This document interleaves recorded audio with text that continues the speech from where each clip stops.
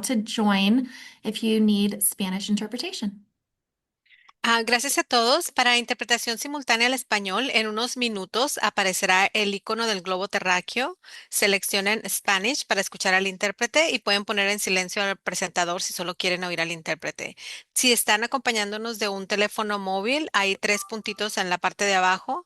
Ahí va a aparecer la opción para seleccionar español. Gracias. I'm ready. Thank you. I had to stop sharing to get to interpretation. So send Oh, it over sorry.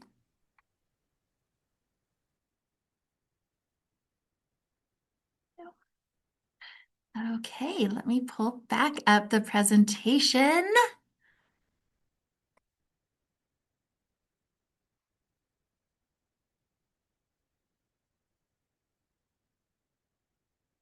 All right.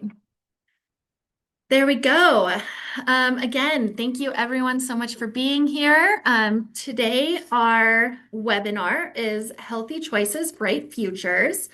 As some of y'all may know, my name's Leah Raffa. I'm with the DPS Substance Use Prevention Team, and we do a monthly webinar to give parents, families, staff information on about things that are relevant to substance use prevention. So we bring in speakers from around the state and even around the country. And today's a little bit different. Today, I am actually going to kick it off and provide a little bit of information on what we are seeing here in Denver. And then we are going to bring in an amazing speaker as well for the second part of our presentation. If you do need slides in Spanish, I did drop that link in the chat. And then also there is a QR code right here if anyone needs it. But before we get started, I want to take a minute to do a land acknowledgement. And I am just going to read this slide. Um, Recognizing DPS's commitment to no justice, no peace, we, the DPS educational community, place our minds and bodies in this space while acknowledging Indigenous relatives who have lived and cared for this ancient land from time immemorial. We acknowledge the close relationship that Arapaho, Cheyenne, Southern Ute, and Ute Mountain Ute, and natives of other tribal nations continue to have with the waters, plants, and all moving things that call this land home. We pledge our respect for those enduring Indigenous connections to the place we now call Colorado. And I want to thank Dr. Tink Tinkerton from the Osage Nation for that land acknowledgement. During this presentation today, we are hoping that you all are able to recognize different forms of nicotine, cannabis, alcohol, and fentanyl and understands the harms associated with use. We're also going to talk a little bit about why young people might be tempted to use substances and what you all as parents and trusted adults can do to help prevent substance use. And then we're also, like I said, going to hear a personal story from a parent impacted by substance use. Really quickly, as participants, we will have a space for to answer any questions at the end. However, there is a Q&A button at the bottom, so feel free to pop those questions in as they come up, and then we'll get to them at the end. But we want to start today with looking at the data. So one thing that I really do want to highlight is that most kids in DPS are not using substances. And this is really important to acknowledge because a lot of times young people overestimate youth substance use. They think that everybody is using and that if they want to fit in with their peers, they also have to use. And research shows that young people overestimate youth substance use and that adults actually overestimate at even higher rates.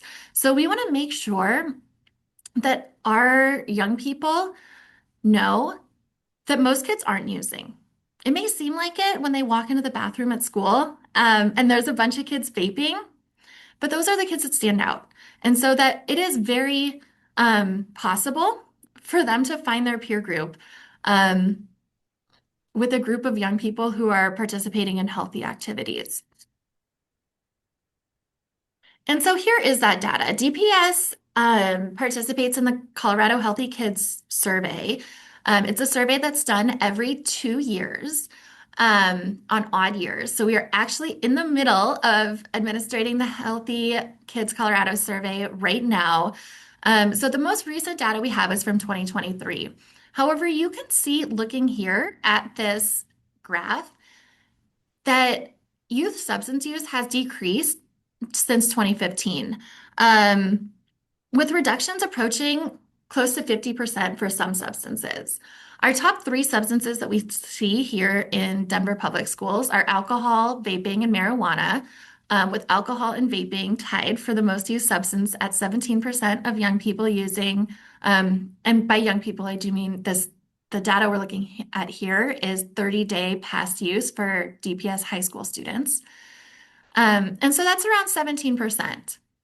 Marijuana is the third most used substance at about 7% of DPS students, high school students, have used in the past 30 days, followed by cigarettes and pain medication that is used without a prescription.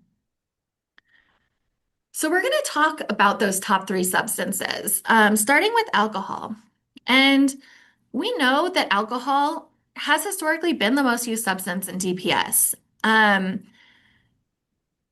However, like you saw, it's decreased. However, we also know that it's risky. Teen drinking can lead to the risk of impaired driving, unprotected sex, fighting, and can also negatively impact brain development. And I'm going to talk about brain development a lot during my part of the presentation because it is so key when we're talking to our young people. A lot of times we might hear, why is it okay for you to use if it's not me? If maybe they've seen you have a glass of wine with dinner. Um, and really, we want to lean back on that your brain is still developing, and we want to give it the best opportunity that we can to fully develop. And we know that the earlier a young person uses, due to that brain development, the more likely they are to develop problematic use later on in life. So this graph right here um, shows the age that somebody started using a substance and the likelihood of them developing problematic use or addiction later on in life. And so if they start using substances at age 13 or earlier, they have an almost 50% chance of developing problematic use later on in life. However, if they can wait till age 20, 21, that decreases down to about 10% or less of having an addiction later on in life. So, again, something that we really want to highlight to our young people is that the longer they can wait to experiment with substance use, the better chance they have at having a fulfilling life as they go on. So the next most used or tied for the most used substances is vaping. We know that vaping is how young people are receiving nicotine. That's how they're using nicotine. Cigarette use is almost non-existent in our schools, but we do see vaping. Um, and vape devices, typically what we see in our Denver schools are the disposable vapes. These right here are some of the vapes that were confiscated from one of our DPS high schools. They come in fun colors, fun flavors. Although DPS did just recently pass a flavor ban, which is great. Um, However, they're very geared towards youth. And even more so, some nicotine companies are creating what we call stealth products that may be a vape device that delivers nicotine to a young person's or whoever is using in a way that makes it more easy to hide. So this picture here on the left of the purse looking thing is a vape that was confiscated at one of our high schools. And then we're also hearing from a lot of our discipline leaders that they're seeing vapes that are disguised as highlighters. So this picture on the right Looks like a highlighter, actually works as a highlighter, but is also a vape. Um, One thing to know about vapes is that when somebody uses a vape, they're not just inhaling um, flavored water, but they're inhaling a vapor that contains nicotine, flavorings, and other chemicals, which produce an aerosol um, for students to use. And I see a hand raised. Philip, did you have a question?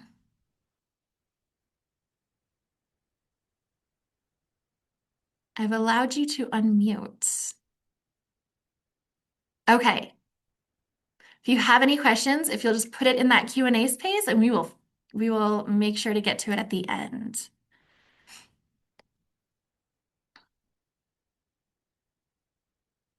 Okay.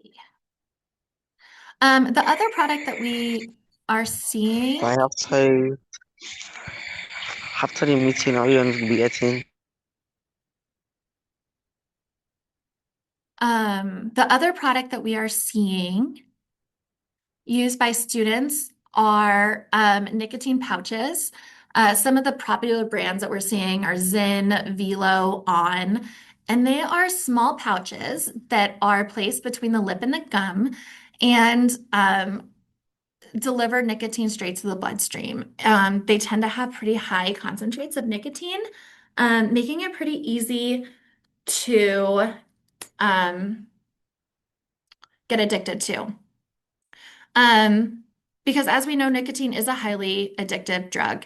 Um, and it also increases using nicotine can also increase the risk of other substance use, can also harm emotional health, concentration, learning, mood, and impact the developing brain, as promised. I will continue to talk about that. And then the next most common used substance in Denver public schools is cannabis. Um, Cannabis comes as edibles, dabbing, concentrates. And one thing I really like to highlight as I talk to parents is that the cannabis that is being used by our students today is much different um, than the cannabis that was used back when, say, I was in high school. Really, due to the commercialization that happened here in Denver and across the country starting in 2015, the amount of THC, which is the chemical in marijuana that causes that high feeling, um, the THC concentration in cannabis has increased dramatically. If you look at this graph here, which shows the THC content in Colorado cannabis, you can see right around 2015 when it was legalized, the average increased drastically. Back when I graduated from high school, it was around that 5-6% on average, and now it's up to 90%, is what we are seeing in many forms of cannabis.